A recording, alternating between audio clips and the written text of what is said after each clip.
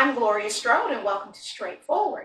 Today, I have the awesome pleasure of being with Professor Bacoat, who is a subject matter expert in marine biology, and this is a wonderful segment for STEAM. So we have this big push in the nation where we're trying to push not just the boys, but the girls into the science and the technology, and here we are. You are here. We're going to have an up-close and personal conversation about all of these great things. But this is the world that you live in. And I just want to thank you. I'm so impressed that you went through so much effort to make sure that you could share this with us. And just as you were bringing things in, I realized as much as I like shrimp, I didn't know what I thought I knew about shrimp. So you are never too old to learn. But you shared with me before we got started that you're from Baltimore. Yes.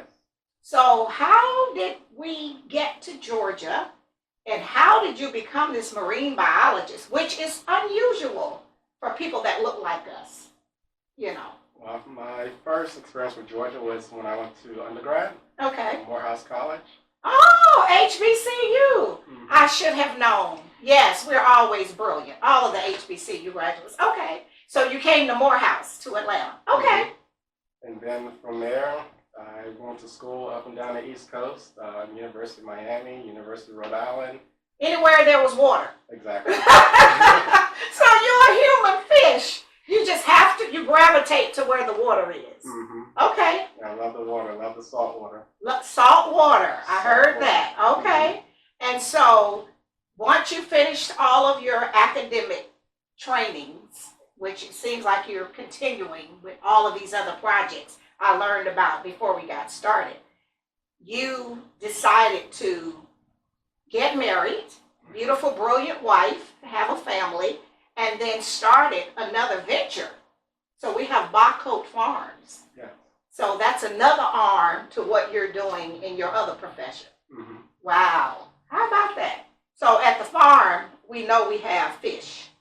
We have fish, we have terrestrial plants such as salmons, muscadines. Now, what are we calling those? Terrestrial plants? Terrestrial plants, agricultural plants, plants that are grown in the dirt. Okay, see, you're teaching me. And you're probably teaching some other people. Because a lot of us, you know, if that's not our wheelhouse, we don't get it. Like when you brought the shrimp in. Mm-hmm. And I said, what type of shrimp? And I did take a picture of it before we started, and you said they were grass shrimp. Yes, grass shrimp. And then in my lack of knowledge and understanding, I said, the shrimp growing grass? And you smiled, and you were very kind, and you said, the grass that's in the water. Right. Well, in my mind, as limited, and I am a college graduate of a HBCU, but that was not my area of expertise. I'm a social worker by profession. I thought they all had to be out in the middle of the ocean or in the bay. Mm-hmm. So I just learned something about these. So these will grow to be big, or? These grass shrimp will stay small. These Okay. are different from the ones that you eat. Okay. These stay small and they're perfect for fishing. So you would use them as a bait. Mm-hmm. Okay. See, I didn't know that. So we have shrimp that's used to put on the hook to Mm-hmm. catch the bigger fish. Mm-hmm. All right. So with this aquariums, do we feed these to other fish? You can. You can. Most people use them as an ornamental fish. So just a pretty fish that you put in your aquarium. Okay, an ornamental fish. See, and aquariums are a lot of work. And you need to know what you're doing, and everything, you can't put everything in the aquarium together. Right. You got to know what you're mixing and matching. Mm-hmm. Right. So, okay, so people like me don't need an aquarium. No, because you really need to be educated, because I hear people say, I bought a lot of this to go in the aquarium, and this one ate up the fish and all of that. So they're buying what they think is pretty, but you have to buy what's compatible. Exactly. Okay. And so how do people find that out? Do we just Google that stuff, or because everybody won't have the pleasure of sitting with a professor that could teach that? For the most part, when you buy your fish, I mean, they'll tell you have a description on there. Mm-hmm. This fish is compatible with other fish. Mm-hmm. For example, if you have a crayfish or a grass shrimp, It'll be written in the description. And it'll say don't mix with, or, okay. Well, I think it's probably, too much work for me. But in your beside your personal venture with Bacoat Farms, you teach farmers. Mhm. And for those that might not know, our main industry in Georgia, we are very agrarian in the state of Georgia, and particularly in the 2nd Congressional District, which is where you live and work. And so through the extension, you are teaching farmers what they need to know. Right. Okay, so is this just about with fish or with the plants, or what's your main focus? And my main focus is with the fish, with aquaculture. Okay. Aquaculture. Okay, that's AUQ. Okay, not agriculture, but aqua, which means water. Right. Okay, I just want to say that for our grassroots people, because for when you live in a brilliant world with brilliant people, and I have to say this to other people that I know, you have to break it down to the lowest common denominator so we can follow that brilliant mind. Okay, so you're working with them in terms of fish. And fish, and also aquaponics. So what is that? That is growing fish and plants together. Really? Mm-hmm. Aqua what?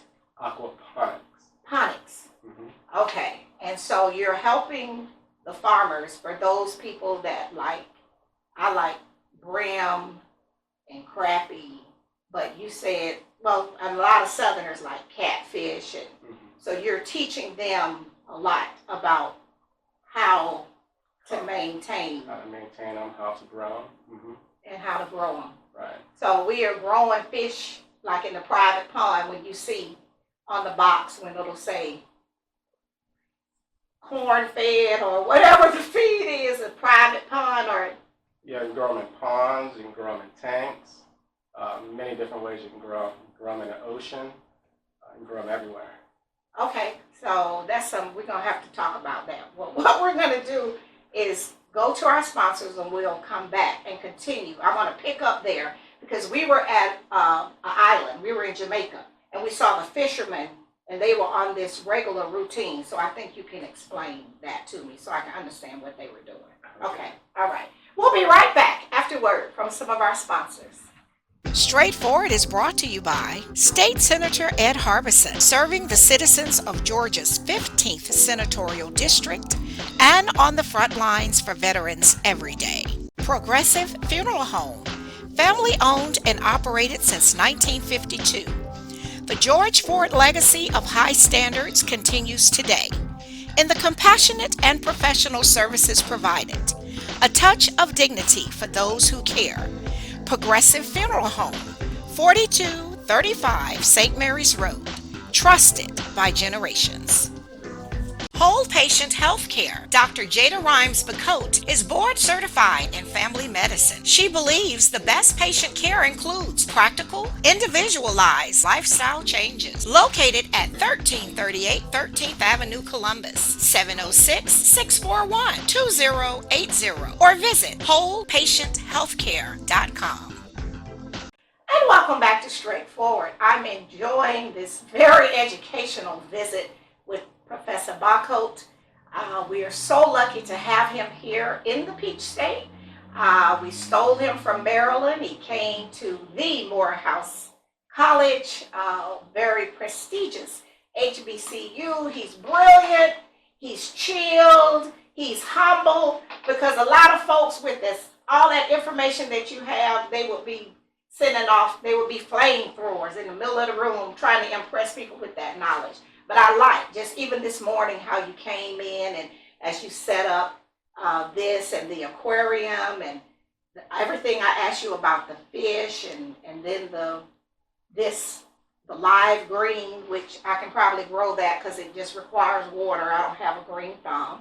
But before we go to the aquarium and what you brought today to show, I want you to go back and explain to me, because we were having a conversation. We were in Jamaica and we saw the fishermen going out.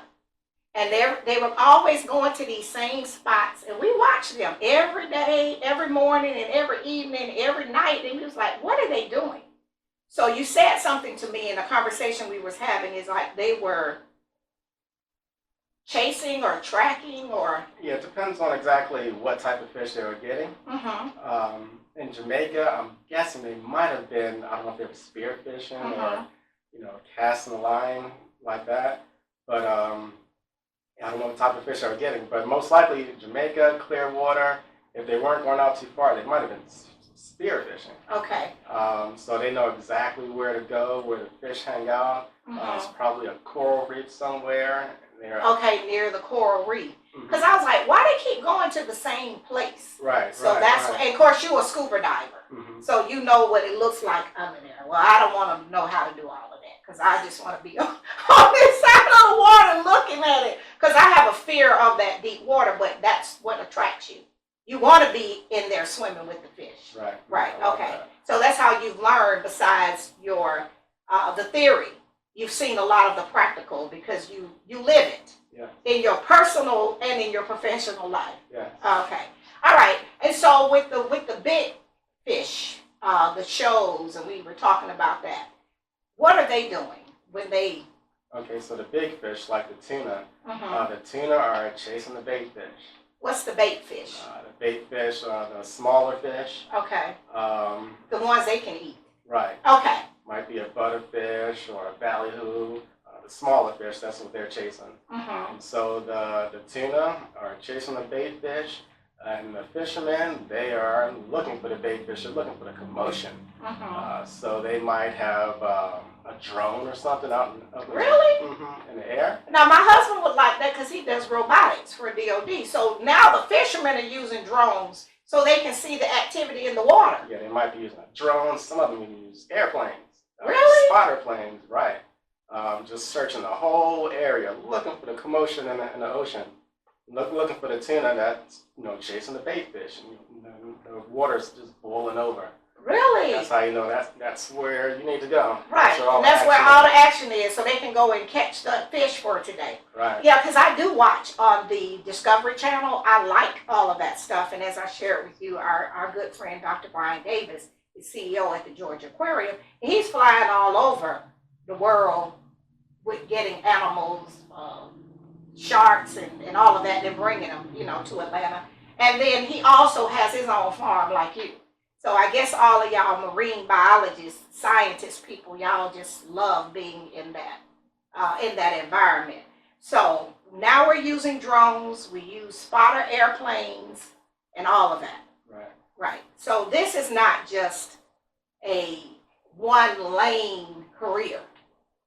As a marine biologist, like you said, you're working with our farmers here in Georgia with the aqua, right?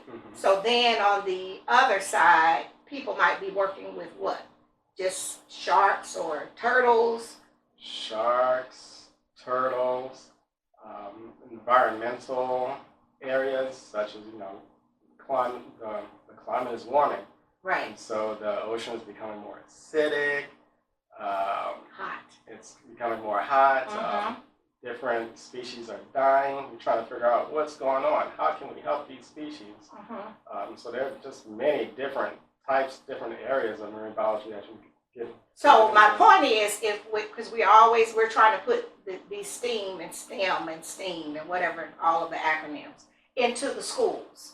And we're trying to bring in students that normally would not be exposed to that. And I do know at the Georgia Aquarium, they are certified now. But what you're saying is not that you just do this and then you're a professor. Right. You don't just have to teach. No. You don't just, that's your side thing. You can still do all these other things in addition to. There are a lot of areas of expertise that people can be within that major. Yes. Right. A lot of different areas. And for me, it's growing fish. That's what I love to do.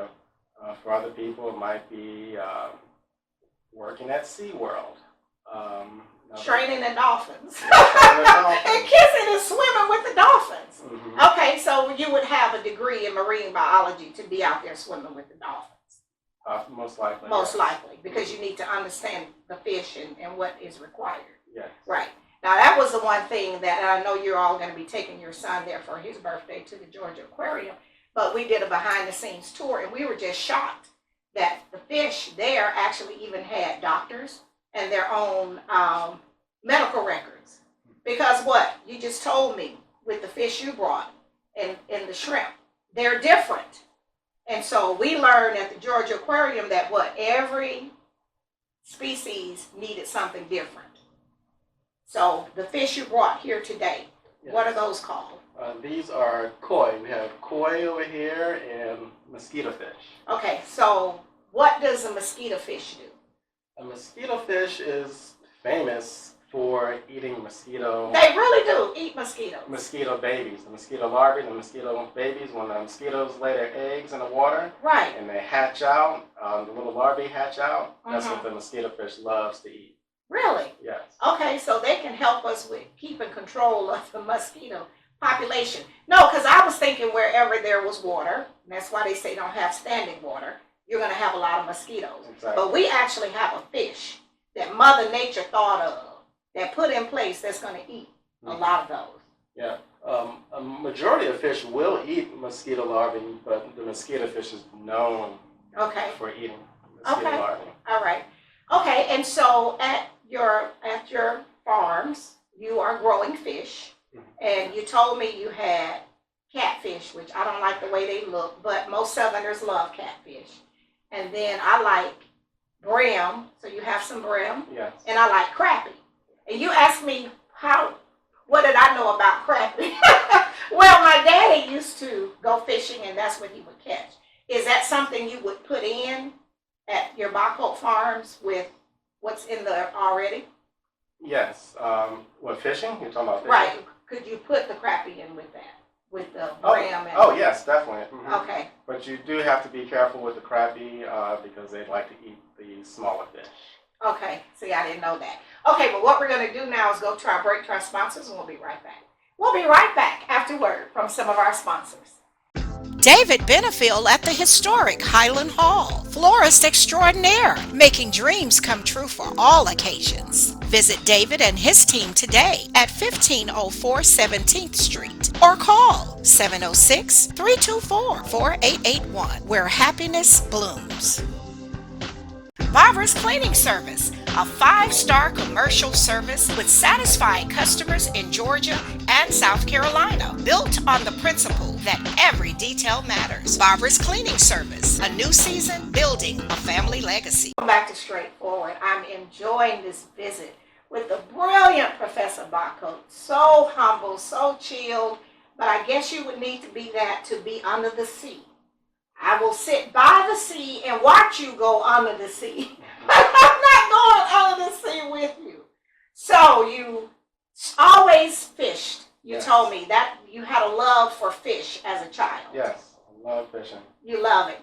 Was it just the sport? Was it competitive? Because right here in Eufaula, Alabama, we have a big competition for people that fish. See, I didn't know that.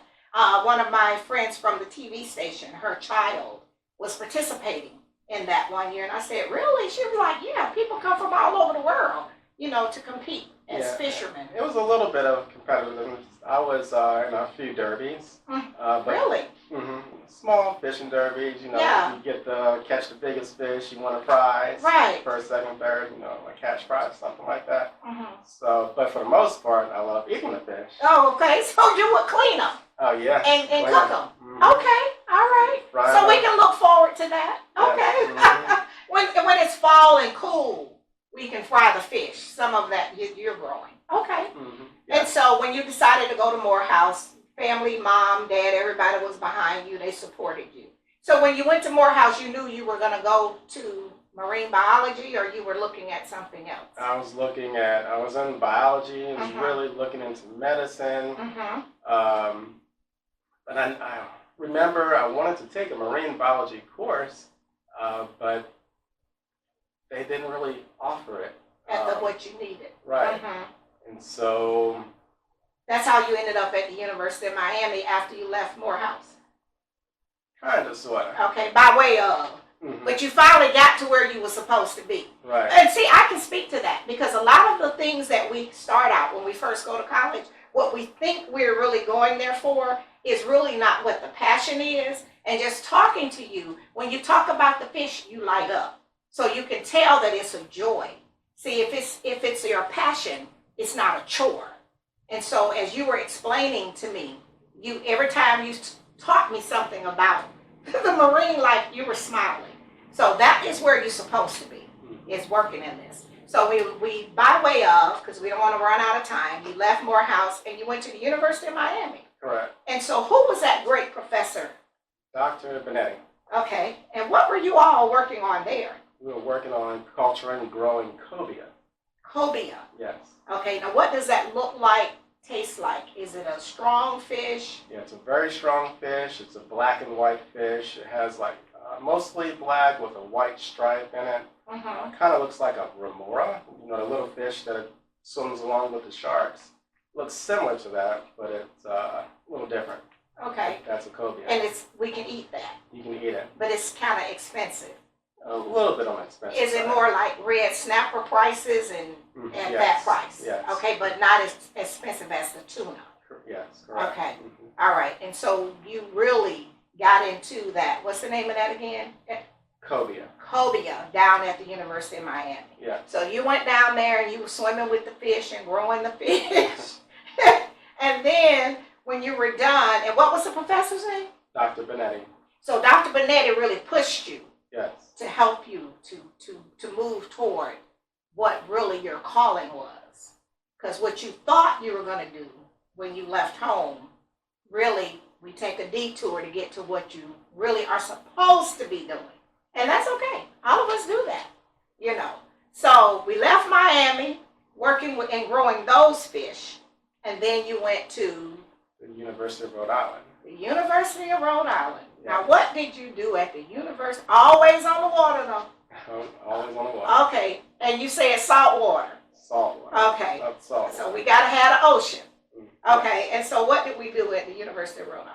At the University of Rhode Island, it was a bit of a continuation with the cobia. Mhm. So we kind of stepped it up a notch to a larger fish. We're working with tuna. Tuna. Yes. Wow. Yellowfin tuna, bluefin tuna. So you love tuna. I love tuna. Can you prepare it properly? Can I prepare it Yeah. properly? See, you gotta be a chef. Some tuna You gotta be fish. able to, no, not tuna fish. You gotta be able to go catch that tuna, invite us over, go on this tour and come back and invite us out to the Bacoat farms and prepare it for us and show us the right way it's supposed to be done. So we have the yellowfin and what else? Yellowfin tuna and bluefin tuna. Okay, so I see. That's a cultural difference because a lot of us know tuna in what? In the can. In the can. So those are the cultural differences. I'm just saying, and you know, in my other life, I was a social worker, and as I shared with you, I worked with kids from 5 public housing projects, and they probably, some of them, which they're adults now, but back then, probably only knew chicken of the sea, which is what? Tuna in a can. Right. Yeah. Okay. And so from the love of the tuna, then you end up married, got your own business, Bacoat Farms. What made you decide on catfish, which I don't like their whiskers. I don't like the way they look. So I can't eat them. And then the brim. You told me you had brim. I like crappie. What else can we put in there and they'll survive? Many different fish. You could put bass, Okay. striped bass. I like those. You could put shrimp in there. Really? Freshwater shrimp, prawns. Really? Because we lived in the Pacific Northwest. I didn't know what, I just assumed, again, lack of knowledge, ignorance on my part. I thought that I didn't realize that you could grow prawns in fresh water. Right, yes. So we can do that. Yes, certain in the beginning stages they need a little bit of salt water, but as they Mhm. grow out and get larger, they're fresh water. Really? Yeah. Okay. And so what's the long range plan? I know we have some blueberries, we got muscadines, we got spices, we got herbs. We got a little bit of everything over Yes, there. A little bit of everything, right. And then, of course, you have your internal aquariums. So we're not going to build a big aquarium out there, are we? Outside. It's possible. All right. See, that's what I like. Okay, so when you get it all done, will this be open to the public? Yes, of course. Okay, all right. So we'll have to come back when you're ready to do all of that, because I'm very excited just to see a young African American, brilliant and humble in a field like this. I'm just so very proud as a mother and a grandmother, and that's why I wanted to do this visit with you today, because you say, without even saying it, it's okay to be brilliant and smart and still be a young African American. And that's what I want our young black males to see, someone that looks like you. So just so you know, and I've told your wife, the beautiful Dr. Jada Rhymes, I am your agent. When they want you, they must speak to me. Do we agree on that? We agree. Okay. Thank you so much for doing this. I appreciate it. This has been straightforward. If you don't stand for something, you will fall for anything. Until next time, be blessed. What up, world? What's up, Columbus? Be sure to tune in every Sunday, Straightforward with Gloria Strode, right here on NBC 38.